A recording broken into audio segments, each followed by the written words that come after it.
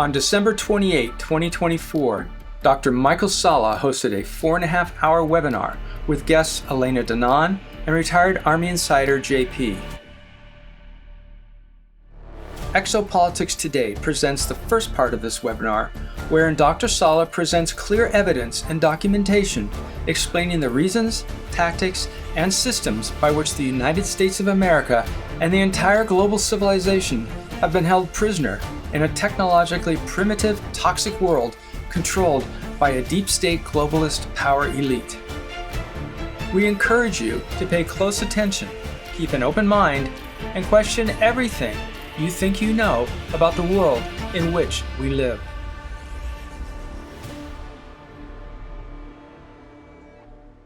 Welcome, aloha, g'day, wherever you are around the world, glad you could join us. We are shooting live. It is Saturday, December 28. We are located in the Key West region of the Caribbean, which is allegedly part of the United States, and not far from the Atlantic space arc. So if the studio suddenly disappears, you know we've gone arc hunting. This week and the last month has been really an extraordinary time. Things are unfolding at a very rapid rate, and what many of us have been dreaming of and hoping for many years, even decades, is tantalizingly close. We are getting so close now to something really profound that we all knew to be true, some of us from birth, others through direct experiences, others through research and curiosity, that the extraterrestrials are real, they're here, and soon the world is going to know about that in an unambiguous way. And so that's a very exciting thing for all of us. So I'm going to be talking about a lot of things that pertain to this process of disclosure right now, the extraterrestrials appearing. And of course, the most significant political event in the United States and arguably around the world was the election of Donald Trump. And we need to keep in mind that this is just not the election of a new president. It is the return of a president who previously had tried to implement some profound changes and was stymied and blocked. And during the 4 years when he was out of office, he learned a lot about the way in which the system operates to close down those that are genuine reformers, those that want to produce change. And so now he's back, and what we are witnessing right now, I think, is a sign of the rapid pace at which events are going to unfold once January 20 comes about. So what I want to begin with is a speech Donald Trump gave during his inauguration on January 20, 2017, during his first presidential term. And this particular portion of his speech, of his inauguration speech, really, I think, defines what his core mission is, what he's really here to do. So let's listen to this clip where he talks about what his agenda is as for his first administration, which is very relevant to the current administration that is incoming. So let's play that, Angelica. In his 2017 inauguration speech, President Donald Trump said, "We stand at the birth of a new millennium, ready to unlock the mysteries of space, to free the earth from the miseries of disease, and to harness the energies, industries, and technologies of tomorrow." So Trump there, I think what he was doing was signaling his awareness about advanced technologies that exist. Now, many people are aware that Donald Trump's uncle was Professor John Trump, and that he was a full professor at MIT. And those that dig deeper into John Trump know his connections to Nikola Tesla, and also that MIT was involved in the study of captured extraterrestrial vehicles. There are leaked majestic documents that point to MIT being involved in that. And Professor John Trump was an expert in high voltage electrostatics, and that was one of the things that was found to be a characteristic of the propulsion system of these recovered spacecraft that were extraterrestrial in origin. So John Trump was very much involved in the covert programs, and it's also on the record, public records. There have been stories that have come out in New York about the close association between John Trump and his nephew, Donald Trump. And in the 1980s, again, it's a part of the public record, that Donald Trump said that his uncle had revealed to him a lot of things about all sorts of advanced physics concepts. And so I think when we look at what Trump said during his inauguration speech, I think we need to have a bigger picture, or we need to understand the context here. This is not just a naive incoming president who, succeeded in real estate, that was someone that had his own celebrity TV show for a decade or so. This was someone whose uncle was deeply involved in reverse engineering projects, in understanding advanced physics principles associated with high voltage electrostatics and how that's involved in anti-gravity research, and that John Trump had revealed a lot of this to his nephew shortly before he died, and that happened in the 1980s. So I think that's kind of sets the context for this. Now, Trump is saying, okay, birth of a new millennium, ready to unlock the mysteries of space, to free the earth from the miseries of disease. Okay, so there he's understanding that there is a lot of mysteries in space, and that in order to conquer space or to explore space, there needs to be this emphasis on freeing humanity from the miseries of disease. So there's a connection there between space and health, which is very, very important. And to harness the energies, so we're talking free energy principles. We're not talking about oil, the oil industry. I think that's a cover. I mean, Trump has said on more than one occasion, like, dig, baby, dig. I mean, making it sound as though he's really into oil exploration and into coal. I think those are things that he says for the political agenda, for achieving high office and showing his allegiance to kind of certain traditional Republican values. But what he's aware of here is the energies, the industries, and the technologies of tomorrow. So we're talking free energy, we're talking fusion energy, we're talking zero-point energy, we are talking about the industries that are going to be building these new generations of technologies, engines, batteries, and technologies of tomorrow. So this is, I think, a signal to him, a signal from Trump, that he was going to set a path for unveiling a lot of these new technologies that would take us into the space age. So what did Trump do?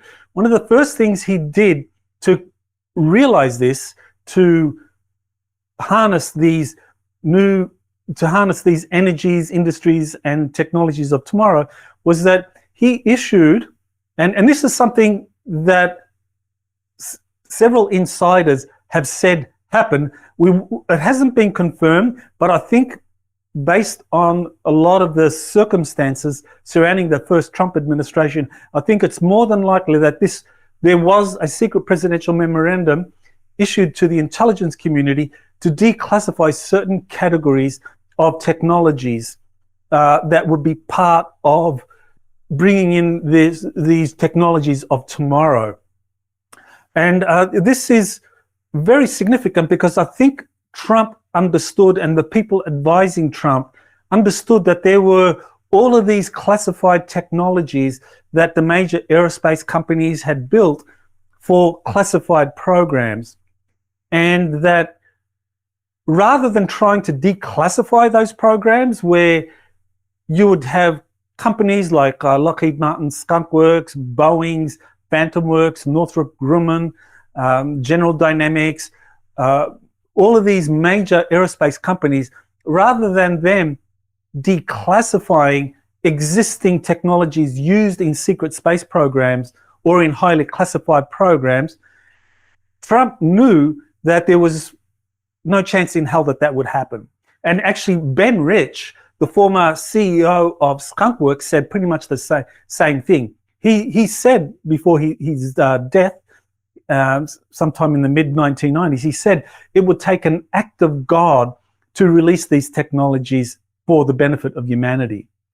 And that was the former head of Lockheed's Skunk Works. So what would happen would be an effort to reinvent the wheel. And that would be to have a lot of these new technologies, or these new ideas for technologies, new industries, free energy and so forth, that these ideas would be released into the public realm, or encouraged to come out into the public realm, so that they could be reinvented. In other words, reinvent the wheel.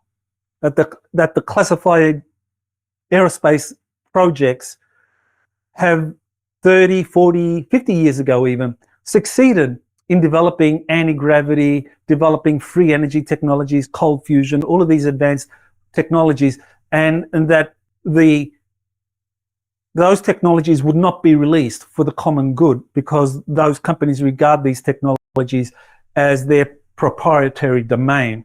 So the way to do that would be to have inventors release their technologies, or inventors come up with new ideas for these kinds of technologies to flourish.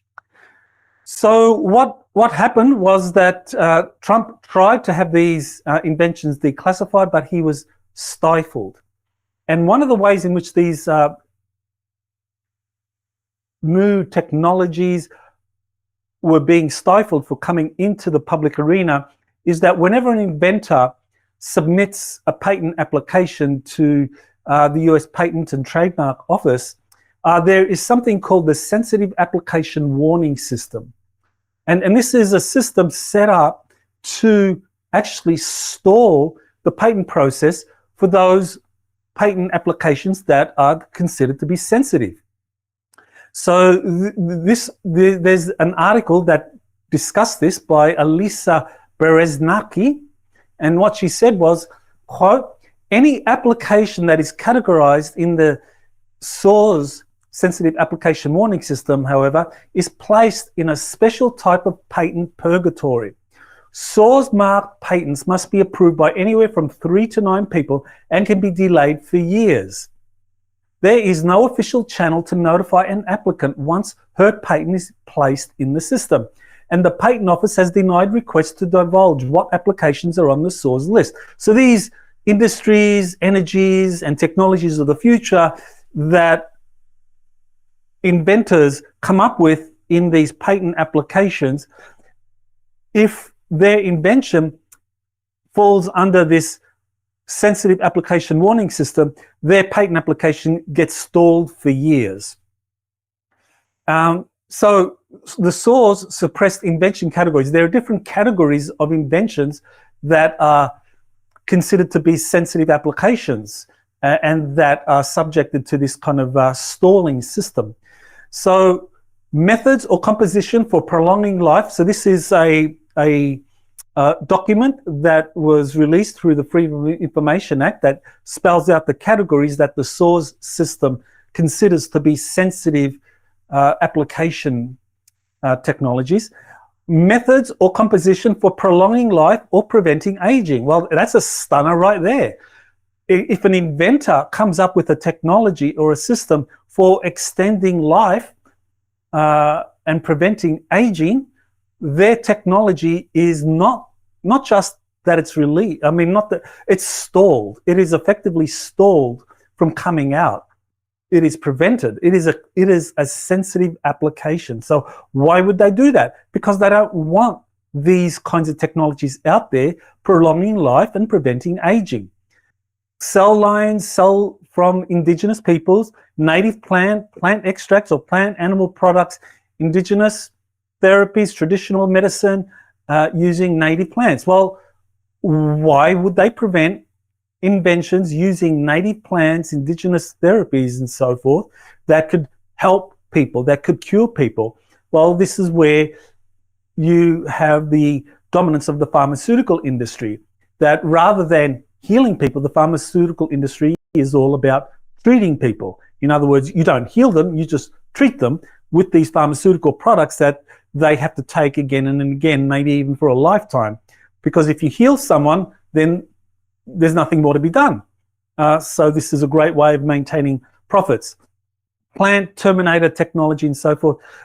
And at the very bottom, treatments to enhance intelligence. Now, why would you want to suppress intelligence?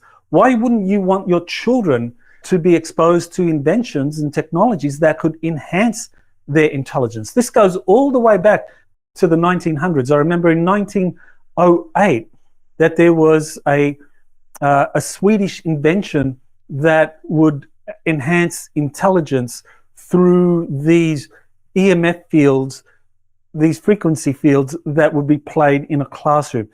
That kind of technology has been suppressed and is now part of this SAWS invention system or notification system.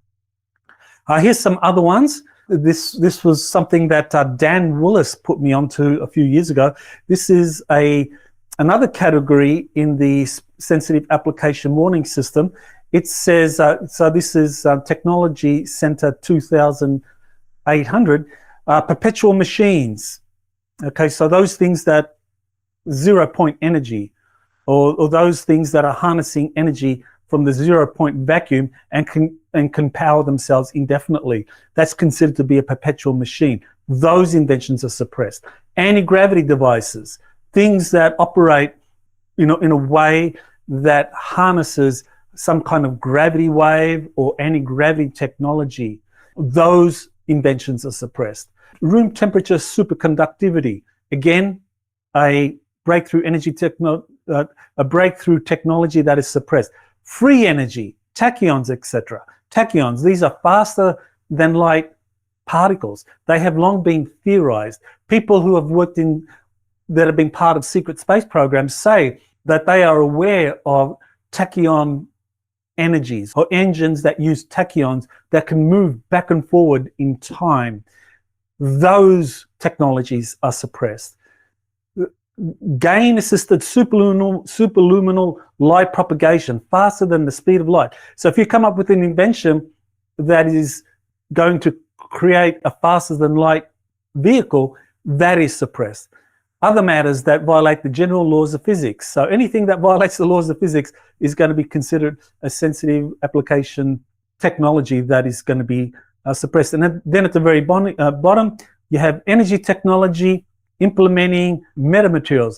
Application implementing metamaterials have, I'm not quite sure, some kind of refractive index to currently existing and known in the invention to create. So what that is saying is essentially that metamaterials, these are materials that, for example, some recovered spacecraft, people may have gotten their hands on parts of a recovered spacecraft, and so there's a metamaterial there, and so they can come up with an invention to replicate that kind of energy.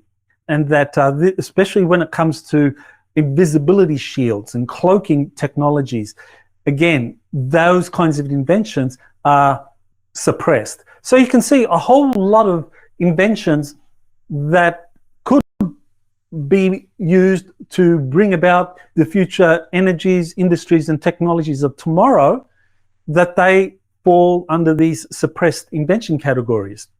And it gets even worse. There is something called the Invention Secrecy Act of 1951.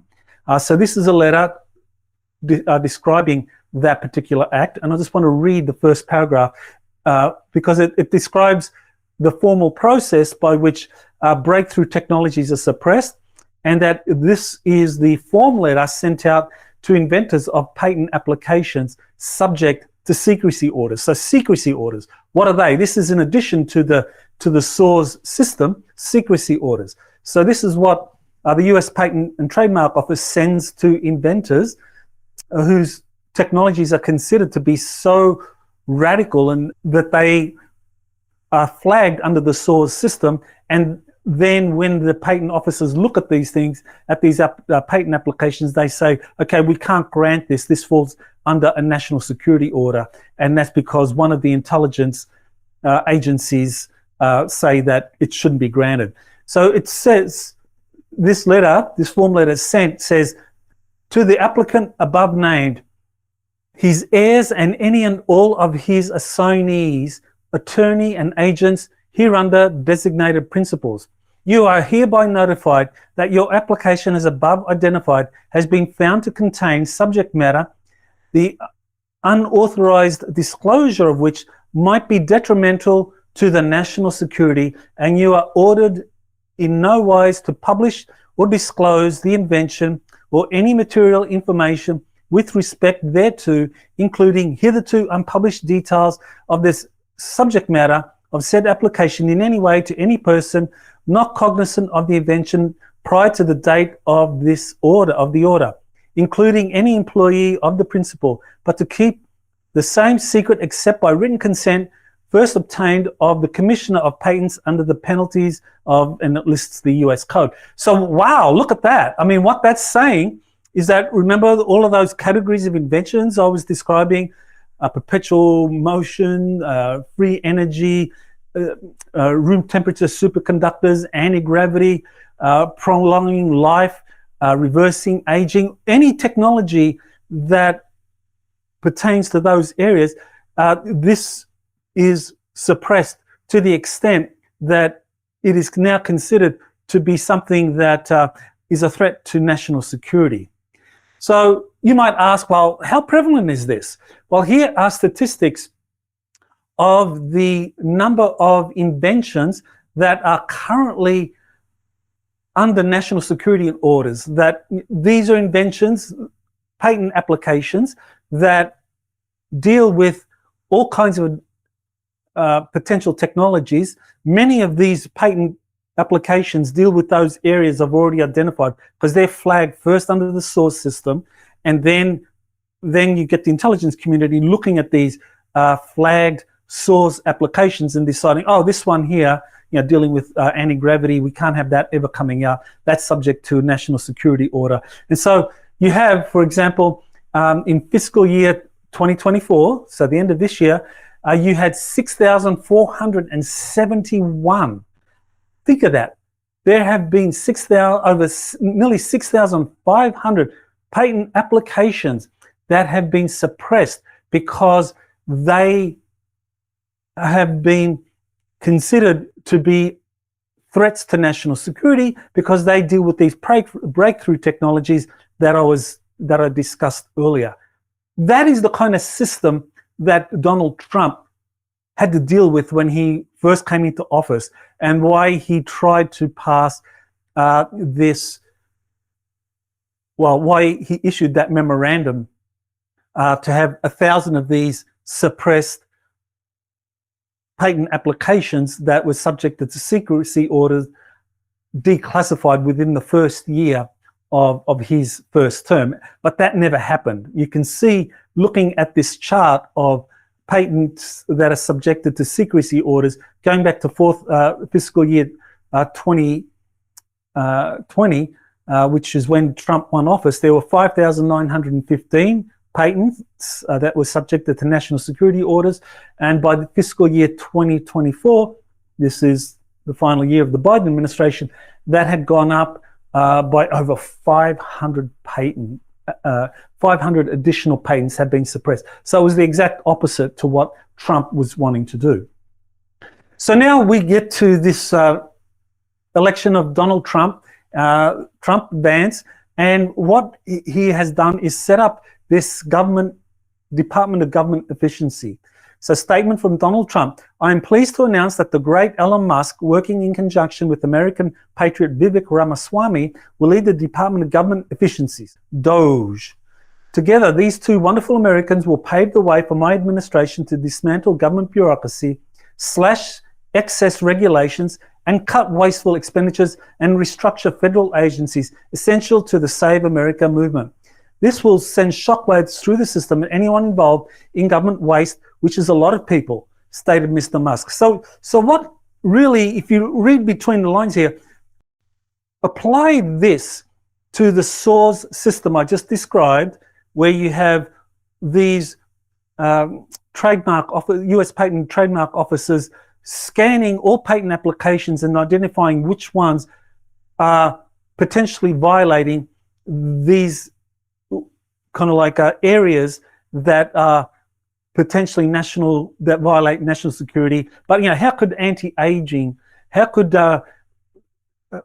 new health technologies violate national security? So I think these kinds of departments or programs would fall under the purview of this DOGE that Trump and Vance want to bring about.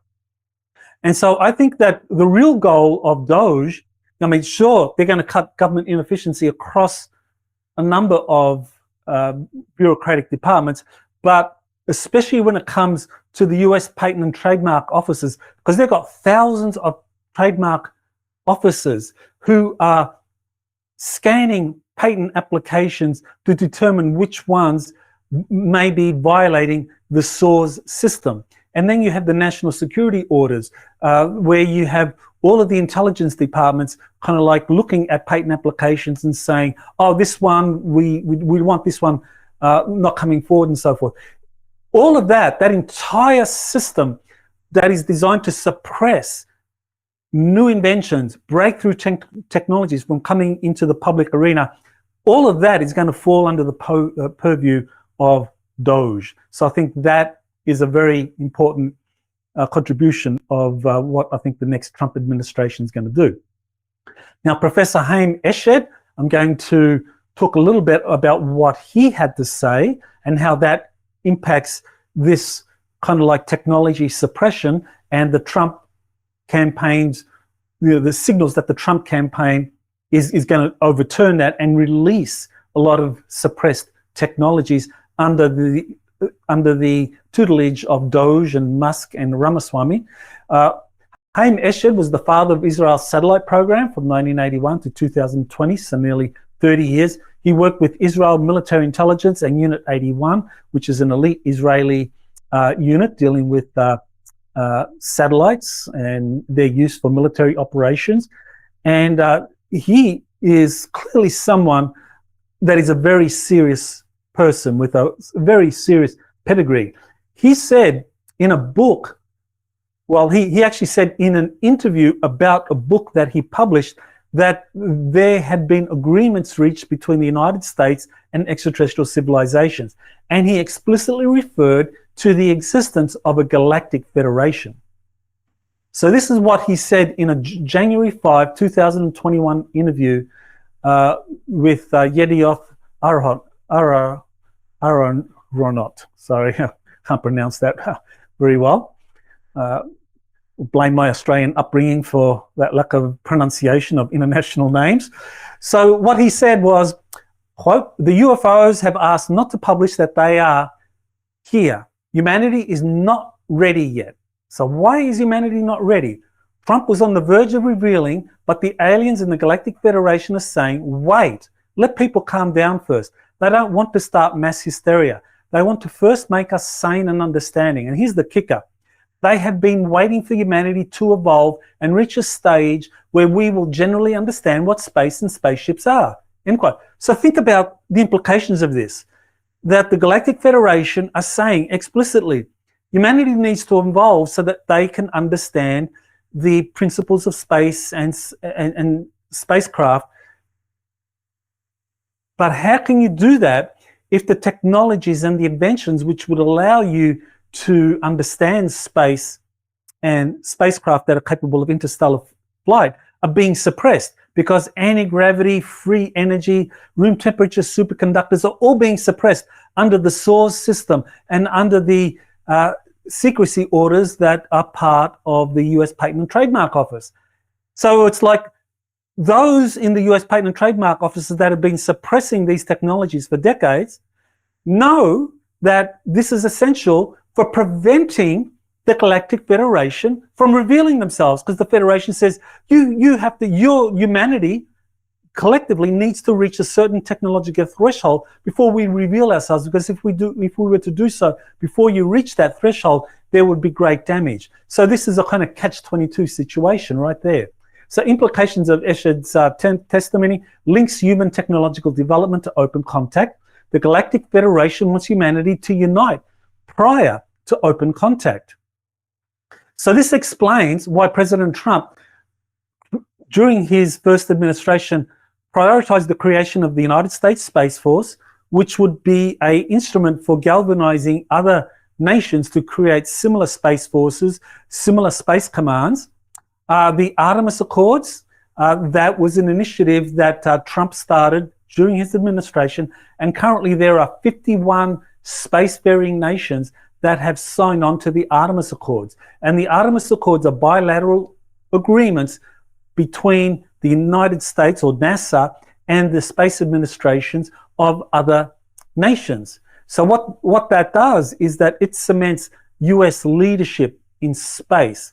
And this is something that the Galactic Federation has signaled, is that they want to work not with, like hundreds of squabbling Earth nations, all with their own agendas and competing against one another. They want to work with one spokesperson, one representative for all humanity. And I think this is what the Artemis Accords is achieving, because it makes the United States the lead nation in terms of unified Earth operations in space, and also declassifying advanced technologies.